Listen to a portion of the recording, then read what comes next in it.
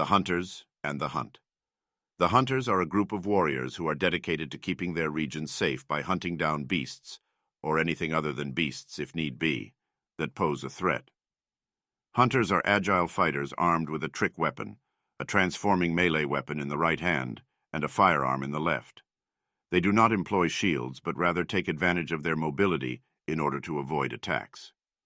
Hunters exist throughout the world, and are not exclusive to Yharnam, since a number of characters such as the protagonist and Eileen come from the outside world and are yet still recognized as hunters. However, it is believed that the Hunters started out as a branch of the Healing Church very much like the Choir. This would mean that, at least in Yharnam, Hunters were recruited by either Gurman or the church itself. The city of Yharnam. Yharnam is a towering, labyrinthine Gothic city, home to both the Healing Church and the Blood Ministrations.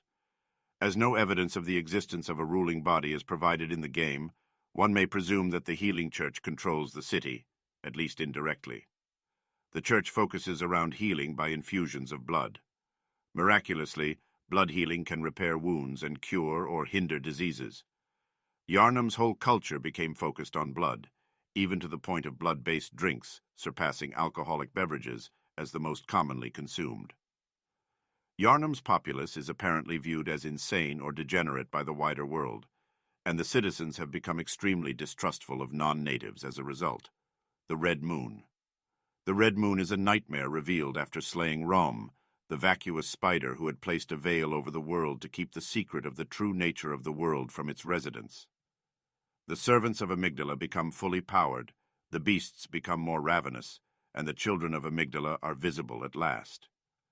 In this nightmare, the world reveals the eldritch abominations it has been truly hiding. As a result, everything gets worse, and the character sees the world as they would if they had amassed 40 insight. Unfortunately, by killing Rom, you usher in the Red Moon, which is believed by some to be the coming of Eden. It is not clear that Eden is the moon presence, but he very well could be. The umbilical cords. While this presents a weird part of the story, it is a known fact that 75% of the game's umbilical cords can be found on women or children. During the Red Moon, Iosefka's dialogue suggests that she has become pregnant, and Ariana gets pregnant as well. You also find a cord from defeating Murgo's wet nurse. This suggests that Eden impregnates women on the Red Moon. The criteria of these women who are impregnated has not been determined. It also seems to be that the Great Ones impregnate women to have surrogate children. It is worth noting that one of the 4 umbilical cords is in the abandoned workshop, very near the doll, the scourge of the beast. The most common form of the blood sickness appears to be lycanthropy, humans slowly turning into wolves. Those in the early stages of the sickness have lengthened canine teeth and grow more hair. As they progress, their arms and legs lengthen, and the spine hunches over, and the face begins to elongate. Eventually, they grow fur, and their body finishes the change into a scourge beast. Along with the physical transformation comes a mental degradation. At first, the victim assumes all people they don't know are hostile, and they'll attack on sight. As the alterations progress, the victim becomes more and more savage and hostile, until it can only stand to be around others exactly like it, as regular humans appear to be beasts through their own blood-addled eyes. Sometimes individuals react strangely to the blood. Some become unique beasts, and it's rumored that infected clerics of the Healing Church become the largest of the monsters when they succumb to the madness, as seen in Lawrence, Ludwig, the Vicar Amelia, etc. The blood sickness seems to be endemic to Yharnam, requiring periodic hunts for those very far gone. The hunters are both respected and feared. They bring down the worst of the beasts, but are at risk of contamination themselves. Administration and the Healing Church. Perhaps the most influential of the organizations, the Healing Church was founded in the wake of the Choir. There were 3 echelons to the church: black-garbed hunters, white-garbed doctors, and the Choir. Though they did not spring from Byrgenwerth directly, they were explorers who found the labyrinth in the wake of that place and discovered the same remnants of the truth, and used the research done there already to kick off their own research.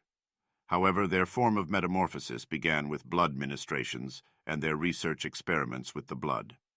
Master Lawrence, the founder of the Healing Church, and one of Master Willem's apprentices, believed that in order to transcend humanity, they had to research blood healing using old blood. During the times of Byrgenwerth, Master Willem taught all of his students to blindfold themselves so that they can look into oneself, and that they needed to line their brain with eyes in order to see what the Great Ones see and acquire more eldritch knowledge, also known as insight, to further evolve into greater beings. With insight, they were able to see the world for what it is, beyond human comprehension. One of the most important of Willem's teachings is the Byrgenwerth adage, "Fear the old blood." For only Willem respects and fears the true nature of the old blood in the beginning. According to the memory shown by the skull in the altar of the Grand Cathedral, Master Lawrence strayed from Master Willem's teachings and their paths eventually diverged. Lawrence chose a different path to use the old blood for his experiments in order to move forward, disregarding the adage, "Fear the old blood." He then founded the Healing Church and spread the teachings of the art of blood ministration. Later on, as blood healing became more common among the citizens of Yharnam, some citizens began transforming into beasts. At this point, Master Lawrence discovered his mistake of using old blood, for when it is mixed with human blood, it transforms subjects into beast. This is where Yharnam's plague of beasts started. We can tell that Master Lawrence deeply regrets his decision of using old blood through his notes around the lecture building. These notes also leave clues what one must do to transcend the hunt, which he later found out after realizing his mistakes. Master Willem was right. Evolution without courage will be the ruin of our race. Hunt the great ones. Hunt the great ones. 3/3 umbilical cords, from the Carol rune beast. Beast is one of the early Carol runes, as well as one of the first to be deemed forbidden. The discovery of blood entailed the discovery of undesirable beasts. The choir, the cosmos, and Ebrietas. The leaders of the Healing Church, the choir, differentiate themselves from the rest of the members of the church as they receive teachings directly from Ebrietas. Ebrietas, daughter of the cosmos, is a celestial being who emerged from the depth of the old labyrinth and acted as a source of knowledge to the Healing Church, with seemingly no ill will, thus furthering the notion that the Great Ones are sympathetic to humans. Not only did Ebrietas grant members of the choir profound knowledge, but she also further convinced them that they could commune with the Great Ones and learn the eldritch truth. They believed they could ascend to the cosmos, or at least make contact with it, and it came in a sudden and unexpected realization that perhaps while their feet were rooted to the ground, the cosmos was not immeasurably far away, but right above their heads. Together with Ebrietas, the choir worked tirelessly to understand the Great One's truth, the School of Mensis and the Mensis ritual. Members of the School of Mensis desperately seek communion with the Great Ones, to the point of near, if not, insanity. Typically found wearing Mensis cages, a follower of the School of Mensis could be distinguished from a normal person from a mile away. But they certainly don't care about other humans' opinions as much as they do the Great Ones. Despite sharing the same goal with the Healing Church, the School of Mensis and the Healing Church do not seem to get along. This is indicated by the corpse of a choir member locked away in the unseen village, which happens to be founded and controlled by the School of Mensis. The founder of the School of Mensis, Mikolash, seems to have telepathic powers, being able to plant nightmares and illusions into the minds of his victims. This might indicate the School of Mensis having foul intent if they succeed in communicating with the Great Ones. They may have turned the knowledge and power they obtained onto the people, which would explain the tension between them and the Healing Church. The pertinent umbilical cord for the School of Mensis's description reads as follows after obtaining it from Murgo's wet nurse in the nightmare. Every Great One loses its child and then yearns for a surrogate. This cord granted Mensis audience with Murgo, but resulted in the stillbirth of their brains. When Mikolash and his ilk used this cord to commune with the infant Great One, they discovered that the power was too much, and it killed the whole School of Mensis, locking the survivors in the nightmare realm that Mikolash controls and driving them all insane. Whether or not this was intended by Murgo is up for debate. Canehurst, the Vilebloods, and the Executioners. In Canehurst Castle, Queen Annalise was a ruler over many nobles and dandies, the first Vileblood that partook in corrupted blood from Byrgenwerth. Having the ability to extract the essence of hunter's blood, Queen Annalise ordered her followers to hunt down hunters without scruple, and gained notoriety for her insatiable hunger for blood. Annalise consumed the blood offerings brought back by her servants, and eventually became immortal due to her vile predations. A timeless society of vampire-like entities was formed in Canehurst Castle thereafter. It was a place of refinement and sophistication, and the occasional beast that arose from the foul practice was dispatched discreetly as well as gracefully. Such is the Canehurst way. Those who served the Queen did so out of loyalty, fear, and an unending desire to taste her blood, and settled with various Carol runes that improved visceral attacks as a cheap substitute, as described in the runes' texts. Queen Annalise hoped desperately one day to bear a true heir, and dubbed this the Child of Blood, which she sought to have at all costs. She sent her vile-bloods to hunt for her, and all hoped that, with enough blood dregs, she could birth a child of blood. However, the justice-seeking knight commander known as Master Logarius took these practices as an affront, and founded the executioners, bloodthirsty zealots looking to kill vile-bloods at all costs. Eventually they stormed Canehurst Castle, eliminating everyone inside with extreme prejudice. Ironically, the executioners slew all the maids they could find, who likely had nothing to do with Annalise's malevolence, but could not harm Annalise due to her immortality. Seeing no other option, Master Logarius sent his executioners away and martyred himself in order to prevent Annalise from ever escaping. He stands guard in front of Annalise's tower forever, sealed off with the crown of illusion, so that none could enter again. Notable hunters and NPCs. German, the first hunter. In time, a man named German would rise to the task of the beast problem. German redesigned common clothing to provide better defense against the beast's claws, and also created the burial blade, a unique weapon capable of transforming during battle to cater to German's need for a short or long weapon. German's work was so admired as well as effective that his burial blade would become the basis for all hunter armament technology, later known as trick weapons. German was also a formidable fighter whose school of thought would become mandatory in any hunter's fighting style when facing the horrors of the hunt. While it doesn't say specifically, there is a heavy implication that German was hired by the Healing Church to work in the workshop due to his role as an inventor, since his workplace is directly beneath the Healing Church's Aden Chapel. German worked in the workshop, presumably until his death. He took many apprentices, who all did his duty in his honor, and may well have died long ago. The bone in the workshop graveyard was one of such apprentices, who had mastered the art of quickening, allowing him to move at incredible speeds.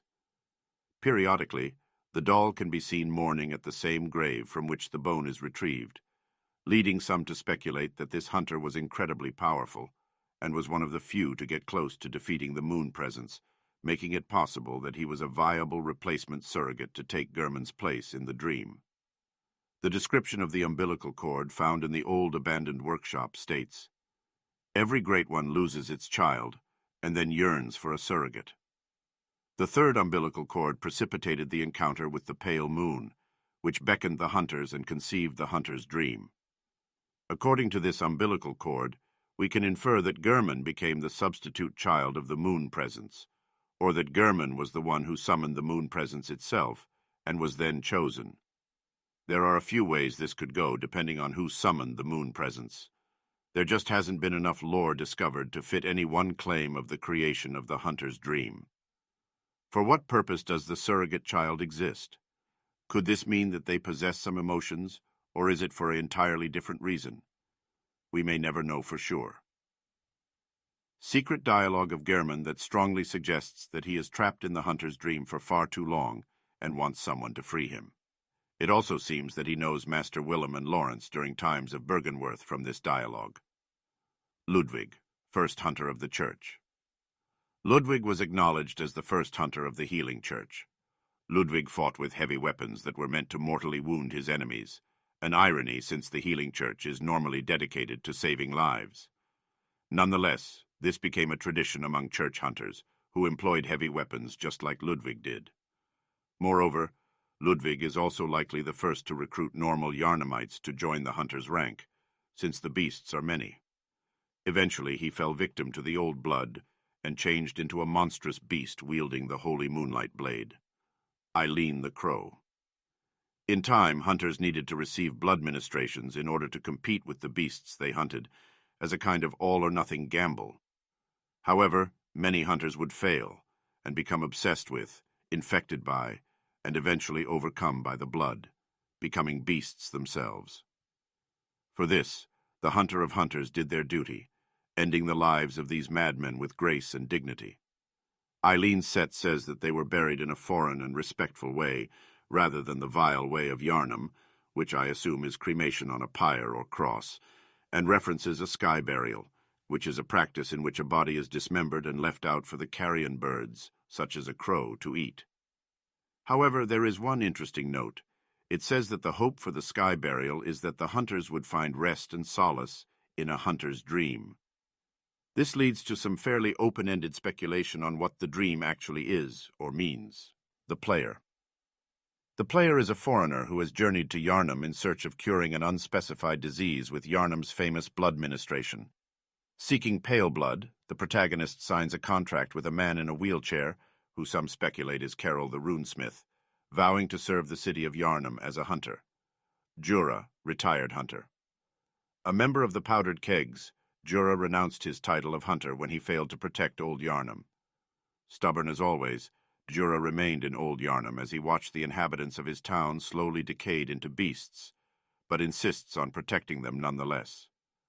Since the Powdered Kegs are rejected from the workshop, Jura does not have much mercy or respect for the workshop conformists, and wouldn't mind shedding the blood of a few trespassers who will raise their blade against what used to be his friends.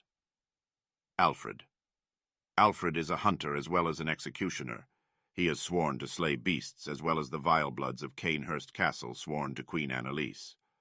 Although the executioners are better known for their resolution, their ferocious penchant for killing, and their merciless nature, Alfred is surprisingly jolly, and asks to befriend the player and to be comrades in arms against the scourge of the vile bloods and the beasts alike.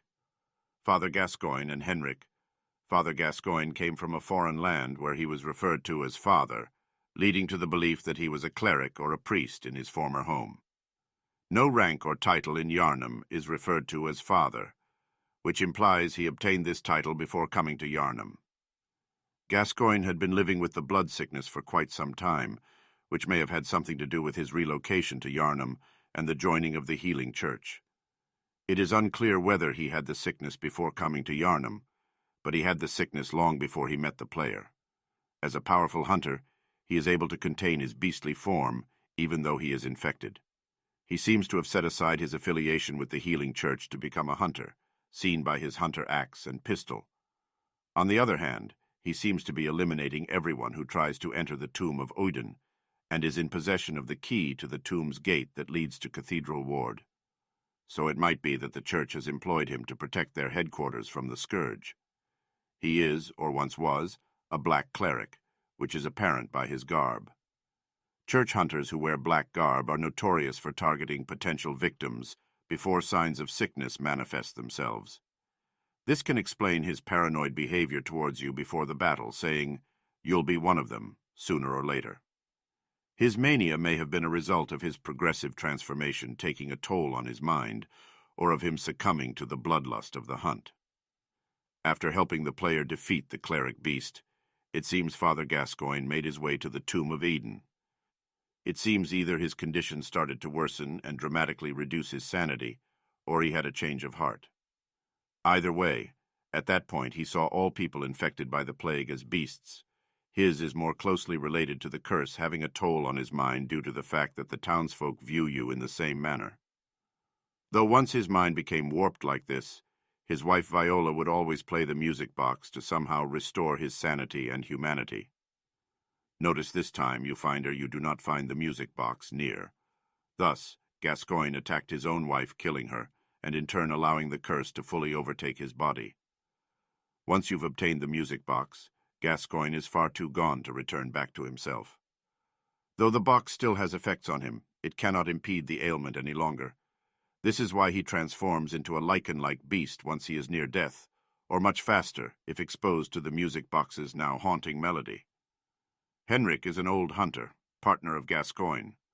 The duo fought together for a long time, but very little is known about him otherwise, unfortunately making him a basic cliff note in the history of Yarnum, though his garb mentions that something happened as a result of Henric's partnership with Gascoigne, leading Henric to have a tragically long life. Willem, head scholar of Bergenworth. Whereas it is unknown what exactly did Master Willem uncover, one thing is clear. He is a crucial figure whose wisdom heavily influenced the teachings of the Healing Church, and everyone is grateful for his contributions. Even members of the choir are required to pay tribute to him. His teachings eventually branched out to organizations such as the choir and the School of Mensis, which continued his research, and many of their experiments made progress. Master Willem's most important teaching is the adage, "Fear the old blood." He encourages all the scholars of his college to seek enlightenment and ascension through other methods, except using the old blood. We know that Lawrence used old blood because he thinks that it is key for humanity's ascension, which is why Master Willem felt betrayed, since Lawrence didn't follow the fear the old blood adage. So Lawrence found the Healing Church and made blood ministration the cornerstone of the church. Master Willem is acquainted with German, and likely lived in the same age as him. How exactly does he manage to live this long remains a mystery. The umbilical cord third that is found on the corpse of the impostor Iosefka reads as such: Provost Willem sought the cord in order to elevate his being and thoughts to those of a great one, by lining his brain with eyes. The only choice he knew, if man were to ever match their greatness. So it is possible he communed with a great one just like the Pthumerians of old, and was able to obtain his long life through the secrets of whichever great one he spoke with, Rom, Carol, the runesmith. Carol was a member of the workshop that was able to hear the voice of Eden, and managed to inscribe his words into runes, which, according to item descriptions, would have made Willem proud because it was power without using blood. While the runes themselves are a singular thing, their descriptions are incredibly varied, and more so tend to tinge the lore here and there with extra information.